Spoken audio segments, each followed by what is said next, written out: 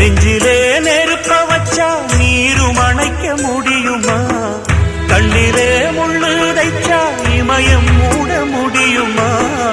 பாரத கதையும் கூட பழியில் முடிஞ்ச காவியந்தான். இருப்பதும் இறப்பதும் அந்த இயற்கையோட கையில, இருப்பதும் இறப்பதும் அந்த இயற்கையோட கையில. நான் மறைஞ்ச பின்னும் நிலைப்பது என் உயிர் எழுதும் கதையில.